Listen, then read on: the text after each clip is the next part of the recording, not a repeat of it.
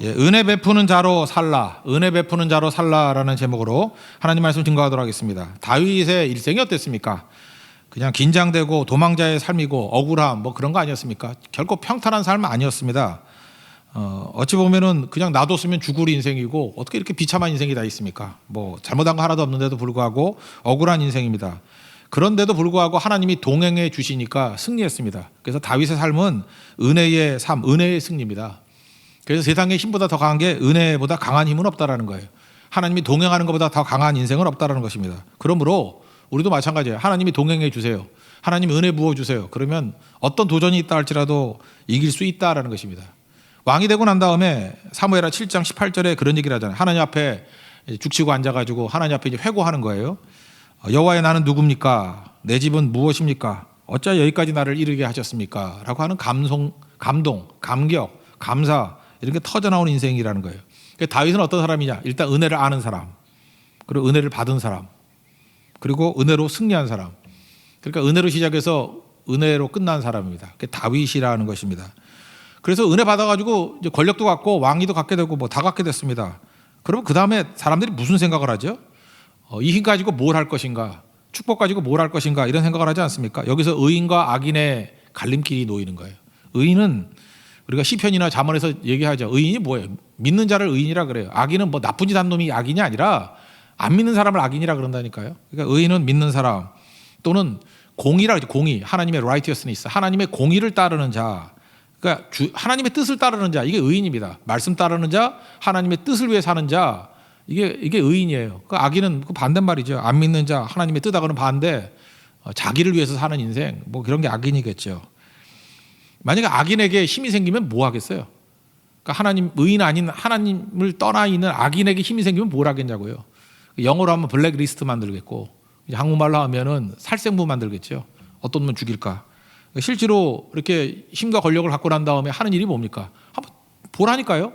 다 블랙리스트 만들어가지고 죽이는 일, 살생부 만들어서 없애버리는 일, 뭐 피비린나는 그런 복수국 그런 거 있지 않습니까? 그런데 의인은 어때요? 그게 아니죠. 내가 은혜 받았기 때문에 내가 은혜를 베풀 수 있는 사람이 누구인가? 거기서 의인이 된다라는 거예요. 그러니까 크리스찬은 그런 겁니다. 은혜 받았기 때문에 어떻게 하면 은혜를 흘려보낼 것인가? 그거를 찾는 자라는 거예요. 1절 보니까 거기 뭐라고 나오죠? 그 사람에게 은총을 베풀리라. 또 3절 보니까 그 사람에게 하나님의 은총 베풀기를 원하노라. 7절 보니까 내게 은총을 베풀리라. 그러니까 은총, 은혜 베풀기를 원한다. 이렇게 얘기를 합니다. 그러니까 하나님의 마음에 합한 자죠. 은혜의 강이 흘러가야 된다는 것입니다. 그러니까 이렇게 물어보면 돼요. 내가 의인입니까? 악인입니까? 뭐 믿는 자니까 의인이겠죠? 안 믿는 자면 악인이겠죠? 그러나 더 중요한 건 뭐예요? 진짜 의인입니까? 그러면은 은혜 받았죠. 은혜 받은 게 의인 아니에요. 은혜로 의인 됐잖아요. 우리가 이신칭의. 그럼 우리가 할 일이 뭐예요? 은혜를 흘려보내는 거죠. 흘려보내지 않는다 그러면 의인 아닌 것 같죠? 복수를 하려고 그런다 그러면 악인입니다. 악인. 그러니까 이걸 통해서 우리가 증명할 줄 알아야 된다는 것입니다. 그러므로 크리스찬이라는 것은 은혜를 베푸는 자로 살아야 된다는 거예요. 은혜를 흘려보내는 자로 살아야 된다라는 것입니다. 그래서 복수, 보복, 뭐 자기 편 챙기고 상대편 죽이고 하는 것들을 보면 다 악인이에요. 그죠? 은혜 베푸는 사람 아닌 것은 악인이다. 이걸 알아야 된다는 것입니다. 그러면 당장 이런 질문을 하게 돼요. 힘이 있을 때니까 은혜를 베푸는 거지 힘이 없을 때도 은혜를 베풀 수 있습니까? 그러니까 관계없다니까요. 힘이 없고 있고의 문제가 아니고 은혜 항상 필요하죠. 항상 은혜를 베풀 수 있다라는 것입니다. 다윗 도망칠 때 아둘람굴에 갔죠. 그때 사무엘상 22장에 보니까 어떤 사람들 옵니까? 그냥 지명수배자들, 사회 낙오자들, 루저들만 모였잖아요. 환난당한 사람, 빚진 자, 마음이 원통한 사람들. 그런데 이들 받아들였죠. 니네들 같은 애들은 필요 없어. 그게 아니라 은혜 베풀잖아요. 다 품고 가지 않습니까? 그 다음에 그일라 백성들이 어려움 당하니까 자기도 코가 석자인데 도우러 가잖아요. 은혜 베풀잖아요. 그러니까 다윗에게는 그냥 어느 순간이든지 원리가 뭐냐? 은혜 베푸는 원리예요. 은혜를 베푼다. 그일라 은혜 베푼다. 사울왕 죽일 기회가 왔잖아요. 그때도 원수조차도 은혜 베푼다. 살려주잖아요. 아말렉 추적해가지고 갈라 그랬더니 600명 중에 200명이 힘들어서 못 가겠어 그러잖아요. 그래서 두고 400명화 가가지고 승리해서 절품 가지고 돌아옵니다. 그랬더니 거기 불량자들, 나쁜 놈들이 뭐라 그래요? 우리 400명끼리 나눠 가집시다. 저들에겐 처자만 돌려주고 같이 나누는 거 안 됩니다. 그랬더니 다윗의 원리는 뭐예요? 은혜 베푸는 원리예요. 뭔 소리야? 우리가 다 같이 이긴 거지. 그래서 전쟁에 참여하지 않았던 200명도 같이 전리품을 나눕니다. 은혜잖아요, 은혜. 그 다음에 자기 처자를 끌고 간 아말렉 어디로 갔는지 몰랐는데 찾으러 가다 보니까 그 길거리에 버려진 애굽의 병든 소년이 있었죠. 자기 처자 찾기도 바쁜데 그 도와주잖아요. 은혜 베풀잖아요. 그래서 회복하고 난 다음에 그 애굽 소년이 아말렉이 버린 애잖아요. 그래서 아말렉이 어디 갔는지 내비게이션이냐, 인간 내비게이션. 정확히 찾지 않습니까? 그 원리도 뭐예요? 다 은혜 베푸는 원리. 그러니까 우리가 강하든 약하든 우리가 할 일은 뭐예요? 하여튼 아침에 깨서 밤에 잠자리에 들 때까지 은혜 베풀 일 하다가 사는 게 크리스찬의 모습이라니까요. 내가 어디서 은혜를 베풀까? 찾아 헤매야 돼요. 그래서 은혜 베풀고 은혜 베풀고 은혜 베풀고 그럼 하나님의 능력의 통로가 된다라는 것입니다. 신약으로 한번 넘어가 봅시다. 보면은 사마리아 사람이 나오는데 사마리아 사람은 차별받는 사람이고 또 약한 사람이고 뭐 루저고 그런 거 아니에요. 그러니까 가장 뭐 배척받는 지역에 사는 사람들 아니에요. 사마리아 사람들. 근데 누가복음 10장에 보니까 선한 사마리아 사람의 비유가 나오잖아요. 강도 만난 사람이 있는데 뭐 종교인 둘 그냥 갚버리고 그 다음에 사마리아 사람이 도왔다 그런 얘기 아니에요? 그때 이거 바리새인들한테 하는 얘기거든요. 그들에게 뭐라고 얘기해요? 누가 강도 만난 자의 이웃이냐? 우리는 맨날 내 이웃이라 그러잖아요. 근데 초점이 어디 있어요? 어려움 당한 사람이 초점이에요. 강도 만난 자가 볼 때에 누가 이웃이겠니? 그랬더니 사마리아 사람이라고 차마 말을 못하고 자비를 베푼 사람입니다. 은혜를 베푼 사람입니다. 제가 볼 때 이건 하나님 예수님께서 의도가 있다고 생각을 해요. 그래 사마리아 사람이 네 입으로 말하기 싫지. 그래 은혜를 베푼 사람이 하나님의 사람이야. 자비를 베푼 사람이 하나님의 사람이야. 여러분들 어떤 사람 돼야 되겠어요? 자비를 베푼 사람입니다. 그 모습이 돼야 돼. 위치하고 관계없어요. 은혜를 베푼 사람입니다. 그 말이 이루어져야 된다라는 것입니다. 이제 다윗은 승승장구했습니다. 그 8장이 뭐예요? 계속 이기더라 그 얘기 아니에요? 다 이겼다. 그러고 난 다음에 자신감으로 충만해져 있고 자기를 과시하고 그럴 때일 수도 있는데 뭘 찾았어요? 은혜 베풀 데가 어디 있나? 그거 찾아 헤매더라는 것입니다. 그래서 원수의 집까지 생각하잖아요. 사울의 집 가운데 뭐 은혜 베풀 사람이 있느냐? 아니 사울의 집까지 은혜 베풀 사람을 찾고 있으니 뭐 일반 사람이야 은혜 베풀 걸 뭐 안 찾았겠어요? 그랬더니 시바라는 사람이 와가지고 하나 있는데 요나단의 아들입니다. 근데 다리 저는 자입니다. 로드발 마길의 집에 있습니다. 그랬더니 데려오라 그러잖아요. 그러니까 뭐예요? 은혜 주기 위해서 찾아 헤매는 거예요. 우리 어쩌다 마주친 그대를 향해서 은혜 베푼 게 아니고 은혜 베풀 사람을 찾잖아요.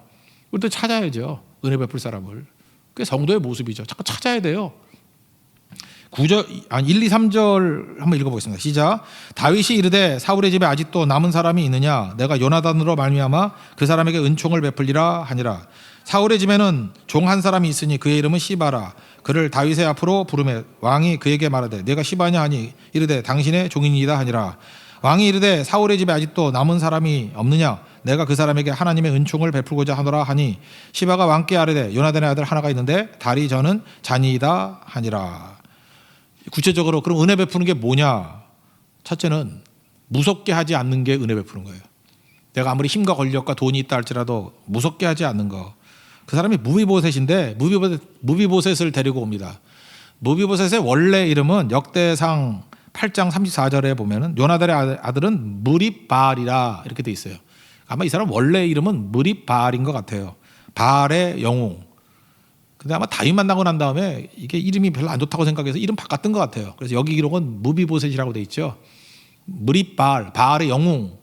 약간 이방 냄새가 좀 나잖아요. 근데 당시에는 바알이라는 말이 그냥 일반적인 개념의 하나님이란 개념인 것 같아요. 가앗이란 개념. 여호와 그런 하나님 말고 그냥 일반 하나님, 바알. 그래서 바알의 영웅, 하나님의 영웅. 뭐 근데 바알이 들어가니까 기분 나쁘죠. 나중에 개명을 했습니다. 무비보셋. 무비보셋이라는 이름의 뜻은 뭐냐면 수치를 쫓아내는 사람. 지금 무비보셋은 삶 가운데 수치, 부끄러움 투성이죠.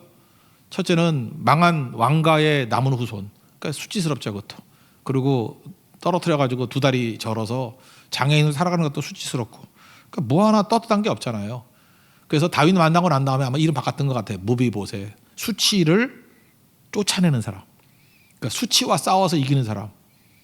원래 이름 뜻 정확히 말하면 부끄러움을 해치는 자예요. 부끄러움을 가가지고 해치는 사람. 그러니까 뭐예요? 수치와 싸워서 이기는 사람. 그게 무비보셋이에요. 이름까지 바뀌게 되었다는 것입니다. 다윗이 오라 그러니까 쫄았어요. 부들부들 떨면서 죽이려고 그러는구나. 이게 로드발 마길의 집에 숨어 있었던 거죠. 잡히면 죽을까 봐. 근데 다윗이 찾아낸 거 아니에요. 그죠? 오라 그러니까 이제 죽었구나 이렇게 생각해서 부들부들 떨었다라는 것입니다. 그런데 다윗이 은혜 베푸는 사람의 특징이 뭐예요? 무섭게 만들지 않아요. 안심하라, 두려워하지 말라 그렇게 얘기한다는 것입니다. 6절 7절 읽겠습니다. 시작. 사울의 손자 요나단의 아들 무비보셋이 다윗에게 나와 그 앞에 엎드려 절하매 다윗이 이르되 무비보셋이여 하니 그가 이르되 보소서 당신의 종이니이다. 다윗이 그에게 이르되 무서워하지 말라. 내가 반드시 내 아버지 요나단으로 말미암아 내게 은총을 베풀리라. 내가 내 할아버지 사울의 모든 밭을 다 내게 도로 주겠고 또 너는 항상 내 상에서 떡을 먹을지니라 하니. 그러니까 은혜 베푸는 사람의 특징이 뭐예요? 다른 사람에게 겁주지 않는다는 것입니다. 약점 잡아가지고 협박하지 않는다는 거예요. 자기의 힘을 과시하지 않는다는 것입니다. 그죠? 까불면 죽는다 이렇게 하지 않는다라는 거예요. 여러분 지금 있는 위치에서 자기가 힘이 있으면요 얼마든지 다른 사람들 겁나게 만들 수 있어요. 하다못해 뭐 철없는 놈들 주먹질 좀 하는 놈들도 맨날 그러잖아요. 뭐 죽을래 그러면서 겁먹게 만들면서 힘을 과시하잖아요. 바보죠. 우리 짐승이에요. 뭐 주먹 자랑하게. 근데 힘이 생기면 어떻습니까? 사장쯤 되면 돈이 힘이잖아요. 괜히 사람들 갖다가 비굴하게 만들고 막 무섭게 만들고. 부모도 마찬가지죠. 부모라는 권력을 가지고 아이들 무섭게 만들고. 그래서 에베소서에 뭐라고 나왔어요? 부모는 자녀들을 노엽게 하지 말라고. 부모라는 권리를 가지고 막 기분 나쁘다가 막 해버리고 막 대해버리고, 그죠? 어떤 잣대가 흔들리면서 이랬다 저랬다 그러는 거 하지 말라는 거예요. 그죠? 이렇게 겁주지 않는 거, 그게 은혜 베푸는 거예요. 선생도 마찬가지죠. 선생이 어떤 뭐 생사여탈권이 있는 선생들이 있잖아요. 그죠? 뭐 예체능계 이런 거. 내가 점수 안 주면 너 졸업도 못해 뭐 이런 거. 이거 갖고 힘쓰면 이건 뭐예요? 이게 은혜가 뭔지 모르는 사람이 악한 자라는 것입니다. 목사도 마찬가지죠. 목사도 그럴 수 있다고 생각해요. 괜히 뭐 협박해가지고 교인들 꼼짝도 못하게 만드는 그런 거 아니죠. 은혜를 아는 자가 돼야 되죠. 그러니까 모든 힘이라는 게 다 그래요. 모든 어떤 포지션에 있는 사람들은 다 이렇게 누구를 두렵게 만들 수 있다라는 것입니다. 근데 두렵게 하는 건 누가 하는 거냐? 그건 하나님이 하는 거예요. 경외가 뭐예요? Fear of God. 하나님을 경외하는 거예요. 하나님을 경외하는 거. 그러니까 두렵게 하는 건 하나님이지 인간이 두렵게 하는 게 아니라는 것입니다. 우리 창세기 50장에 보면은 야곱이 죽었습니다. 죽고 난 다음에 형들이 부들부들 떨죠. 왜? 아버지가 살아있을 때는 자기를 살려줬지만 아버지 야곱이 죽으니까 이제 형들 요셉이 이제 본색을 드러내서 우리 죽일 거다. 창세기 50장 19절 보니까 요셉이 그들에게 이렇게 하면 두려워하지 마소서. 그 다음 뭐라 그래? 내가 하나님을 대신하리이까. 여기서 요셉이 정확히 말하고 있죠. 누구를 두렵게 하는 거는 누가 할 일이에요? 하나님이 하시는 일이지 내가 하는 게 아니라는 거예요. 내가 하나님을 대신하리이까. 아니죠. 하나님이 주제예요. 당신들이 나를 해하려 하였지만 하나님은 그것을 선으로 바꾸셨습니다. 이게 뭐 하나님이 하신 거지 뭐 당신들이 한 겁니까? 그래서 오늘날 많은 백성의 생명을 구원하고자 이렇게 만드셨다고. 내가 당신과 당신의 자녀들을 기르립니다. 기를 것입니다. 간곡한 말로 위로했더라고. 이게 은혜를 베푸는 자죠. 그러니까 요셉 같은 은혜를 베푸는 자가 돼야 돼요. 다윗 같은 은혜를 베푸는 자가 돼야 돼요. 이게 다 공통점이 뭐예요? 하나님 백성들의 모습이죠. 여러분들이 힘이 생기고 영향력이 생겼어요. 그러면 내가 힘이 생길 때마다 주변이 막 무서워 떨어. 봐라, 나 무시하는 놈들 이제 나를 두렵게 하는구나. 나를 두려워하는구나. 이거 은혜가 뭔지 모르는 사람이고 오래 못 갑니다. 오래 못 가요. 곧 끝나요. 그죠? 이게 뭐 힘이 주어졌을 때 막 기고만장으로 뛰고 있는 거죠. 지금도 보라고요. 너무 기고만장한 사람들 얼마나 많아. 그죠? 그거 몇 년만 지나봐요. 다 사라져 버리지. 좀 반면교사를 삼으라고. 그래서 힘이 있을 때 뭘 해야 돼요? 힘이 무서우면 안 돼. 무서운 게 무슨 힘이에요? 그건 패권이라 그러지. 왕도 정치가 뭐예요? 유교에서도 그러잖아요. 왕도는 두려워하지 않는 거야. 기뻐하는 거지. 근데 두렵게 만드는 게 뭐 힘이라고? 그게 패도지. 패권이지.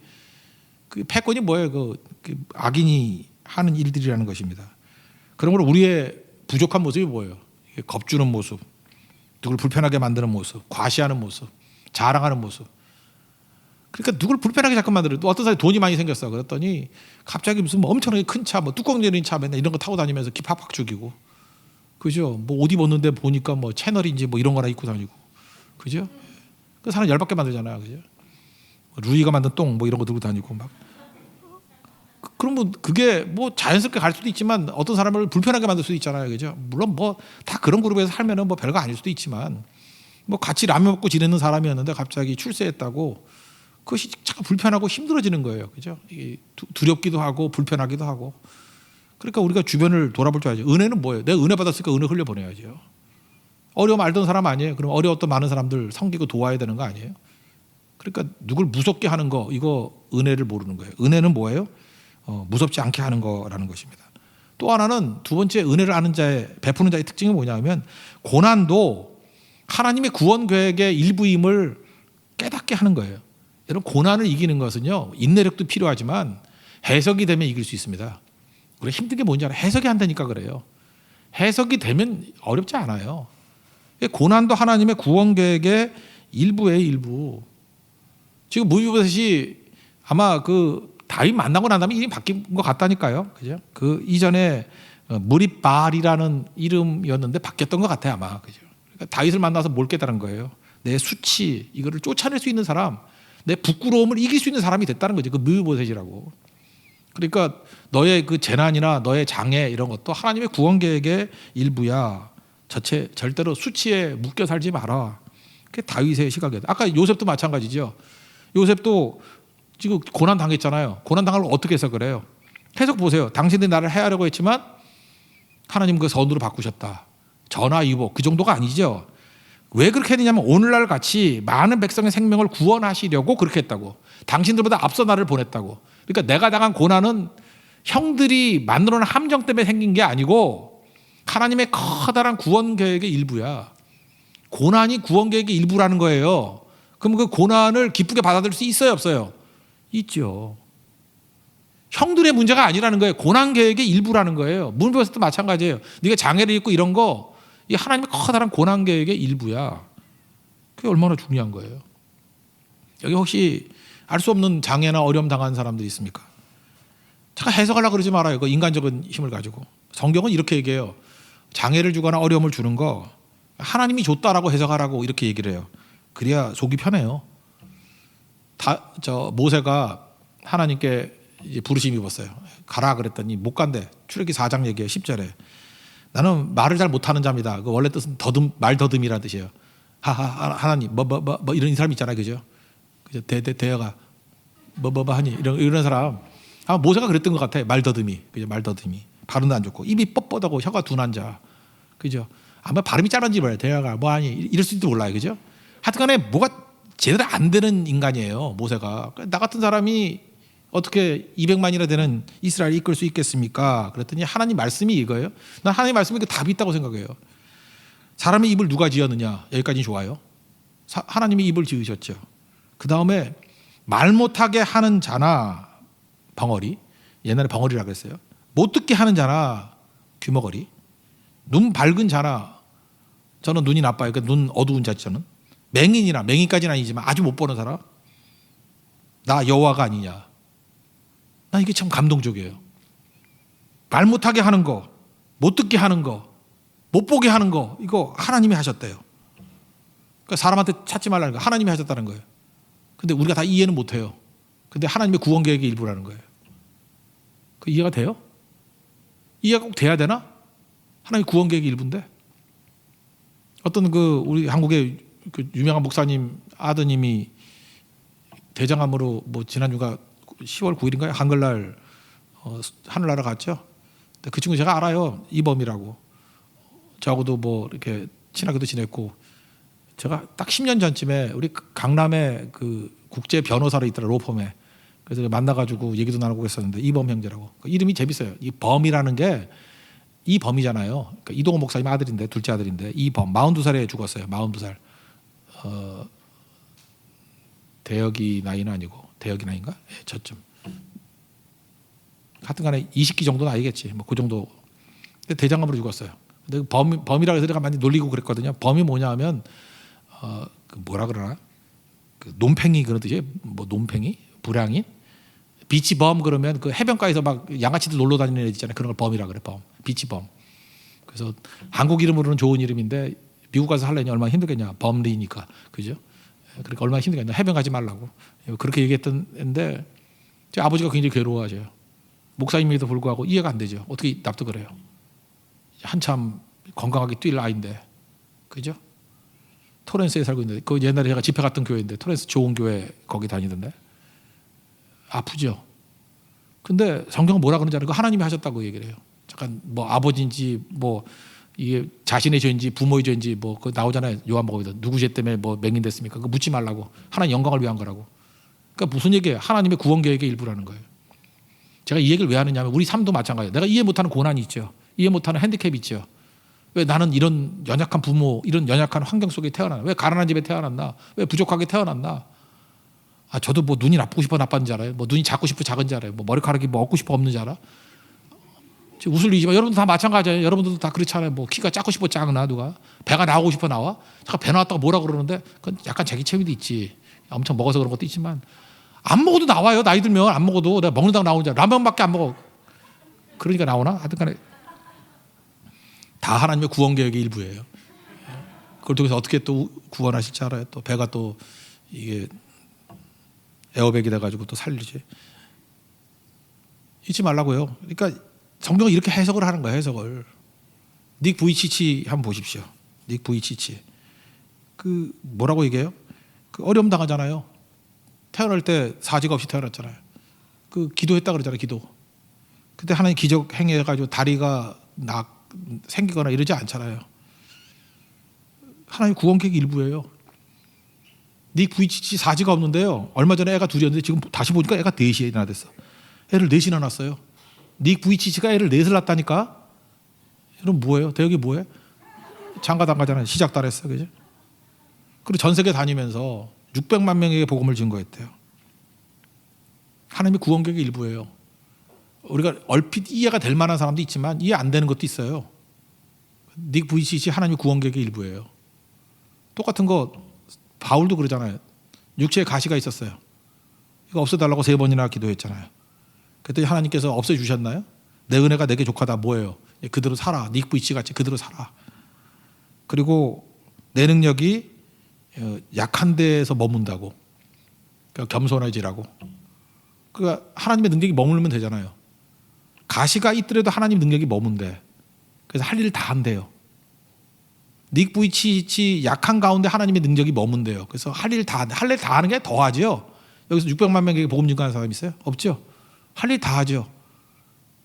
뭐 결혼해서 애 4까지 낳잖아. 뭐 할 일 다 하잖아. 그래서 기뻐한대요.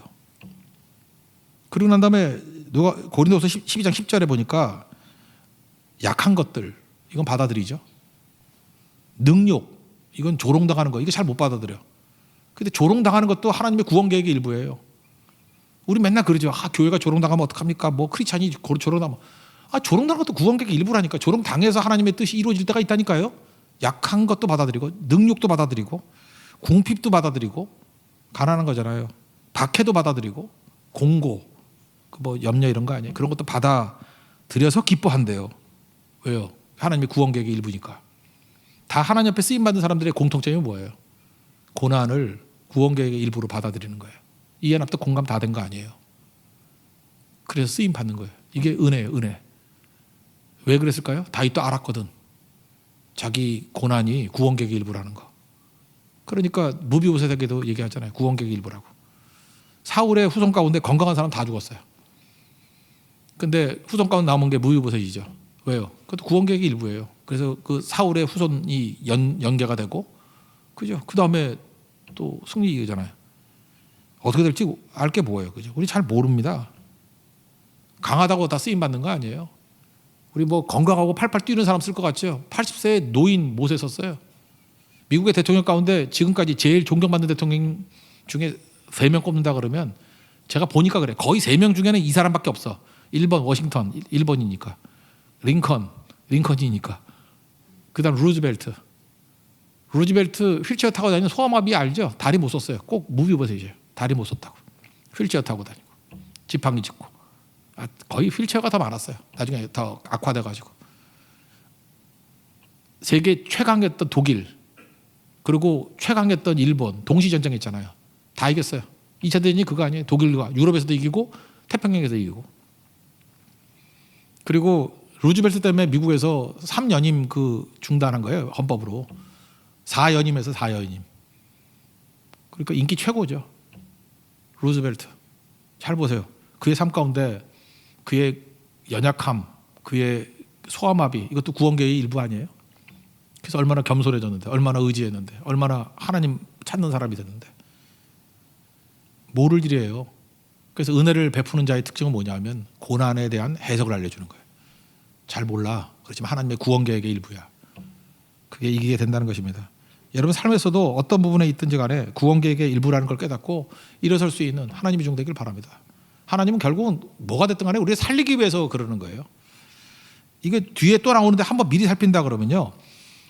다윗이 압살롬에게 쫓기잖아요. 아들에게 쫓겨서 이렇게 비참하게 도망을 쳐요. 그때 무비보셋이 안 따라와요. 따라오는 사람이 충신이고 안 따라오는 거는 이제 반역이거든. 근데 무비보셋이 왜 안 따라왔냐면 다리 불편하니까 도망칠 때, 아니 다윗도 맨발로 도망쳤다 그러잖아. 맨발로.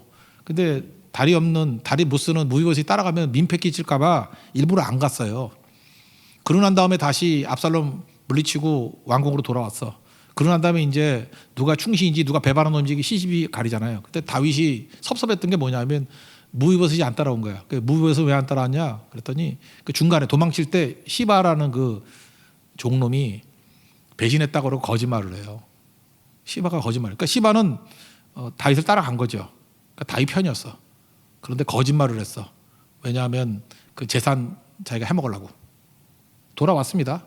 돌아와서 무비보셋에게 물었더니 있는 그들이 얘기해요. 시바가 거짓말했다고. 나는 그 왕이 왕궁에서 떠나고 난 다음에 슬픔을 주체 못해서 수염 닦았고 거지같이 하고 있다고. 거기 뭐 에베레스트 올라갔다 온 사람 같이 이렇게 수염 기르고 거지같이 하고 나타난 거예요, 그죠? 원시인 같이 오스트랄로 피테쿠트 같이 나온 거예요, 그죠? 네안데르탈인 같이 나온 거예요. 그러니까 인정할 수 있죠. 그러면 한번 생각해 보세요. 여러분 같으면 어떻게 하겠어요? 시시비비를 가리고 싶죠. 다윗의 탁월성이 여기 있어요. 삼자 되면 이런 거 안 해요. 알았다. 그리고 더 이상 확인 안 해. 왜 그럴까요? 하나님의 은혜로 지금 왕위로 돌아오게 됐는데 시바도 자기를 따라왔으니까 충신이죠. 충신이면 100% 정직한 것만 아니고 이놈이 또 거짓말 뻥친 것만 확실한 것 같아. 그래서 이걸 뒤지고 가면 시바 죽여야 되잖아요. 그죠? 또 시바 편을 들면은 무비보셋 이걸 또 몰아가야 되잖아요. 그러니까 다윗은 어떤 결정을 내리느냐. 다윗도 내가 볼 때 이 얘기를 들으면 감으로 안 것 같아요. 시바가 거짓말했구나. 그리고 무비보셋이 맞구나. 근데 이걸 더 이상 확인하지 않고 덮어버려요. 그래서 덮는 것도 살리기 위한 방법이라 그러면 이것도 나쁜 거 아니에요. 여러분 잊지 말라고요. 덮어버리고 땅 재산 반반 나눠. 그래가지고 반은 시바 너 갖고 다 줬는 거 반은 다시 무비보셋에게 돌려줘. 워낙 땅이 많으니까. 그리고 해결해 버립니다. 저는 여기서 중요한 단서 하나를 찾았어요. 다윗은요. 누가 욕을 먹든 안 먹든 간에 살리는 쪽으로 가요. 그게 은혜예요. 둘 다 살리는 쪽으로. 캐고 해보십시오. 들치면 죄인 아닌 사람이 누가 있어. 다 들쳐가지고 다 죽여버리려고 살아남은 사람이 누가 있어요. 그렇게 들치면 다윗은 뭐 살아남어? 자기도 뭐 나중에 뒤에 오면 뭐 간음하고 죄짓고 뭐 깨지고 또 뭐 있나 뭐 교만하고 그렇잖아요. 그러니까 다윗의 이 모습 이거 되게 중요한 거예요. 사랑을 허다한 죄를 덮는다. 베드로전서 4장 8절에 나오잖아요. 베드로도 만약에 이렇게 뒤지고 갔으면 벌써 옛날에 잘렸지. 근데 주님이 덮어주시는 게 있기 때문에 베드로도 다시 재기한 거 아니에요? 그죠? 그런 것도 있다라는 거예요. 어쨌든 간에 여기서는 중요한 게 이거라 생각해요. 고난도 하나님의 구원 계획의 일부라고 생각한 거고 다윗은 심지어 거짓말한 범죄조차도 하나님의 구원 계획의 일부로 본 거예요. 저는 이게 굉장히 중요하다고 생각을 해요. 그죠? 이게 왜 이런 시각이 있었을까요? 나중에 그 압살롬에게 쫓겨나고 난 다음에 자기가 바세바 범죄했던 이후잖아요. 그때 하나님이 자기를 다루는 방법을 배운 거야. 이렇게 하나님이 나를 다루어 주시는 거라. 이게 은혜구나. 은혜를 한 거예요. 은혜를. 그래서 은혜하는 자가 서 있으면 죄인도요 다 살려요. 예수님 십자가 그거 아니에요? 죄인들 다 죽어야 되는데 다른 방식으로 살려내잖아요. 대신 예수님이 십자가의 죽음으로 말미암아 우리 죄를 씻어주시고 건져주시는 거. 그게 은혜죠. 은혜. 다윗의 삶은 은혜를 아는 자였고 은혜를 흘려보내는 자였다는 것입니다. 이게 너무너무 귀중한 거죠. 우리도 그 길 걸어갈 수 있는 우리 하나님의 종 되기를 바랍니다. 날마다 우리가 받은 은혜를 흘려보낼 수 있는 하나님의 권능의 종 되기를 축원합니다. 자리에서 일어나겠습니다. 생수의 강이 내게서 흐르네. 흐름에 관한 걸로 우리 찬양합시다. 그리고 다짐합시다. 하나님 눈 떠서 눈 감을 때까지 은혜 베푸는 자가 되기를 원합니다. 은혜가 흘러가야 돼요. 하나님 내가 누구에게 은혜 베풀 것인가. 우리 교회도 지금 일주일 동안 찾았던 게 뭐냐면 은혜 베푸는 거예요. 지금 뭐 지방교회 37교인데 또 전라남도에 있는 교회 또 10군데, 뭐 우리 가난한 사람들 또 이제 어려운 사람들 있지 않아요. 찾아가 또 돕고 계속 자꾸 찾으니까 막 나와요. 나오니까 또 하나님께서 은혜 받은 사람들에게 또 은혜를 흘려보내게 되고 너무 기쁜 것 같아요. 이게 기쁨이에요, 기쁨. 교회와 성도는 은혜 찾는 거예요. 은혜 베풀 자를 찾는 거예요.